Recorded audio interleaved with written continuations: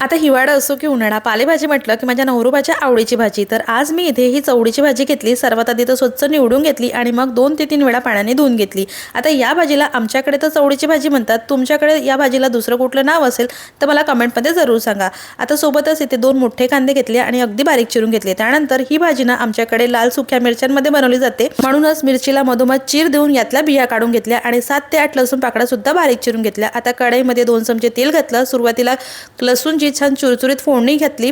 त्यानंतर कांदा सुद्धा गुलाबी रंगावर परतून घेतला आणि लाल सुक्या मिरच्या सुद्धा घातल्या. आता इकडे कांदा छान परतला जातो तोपर्यंत मी भाजी सुद्धा चिरून घेतली.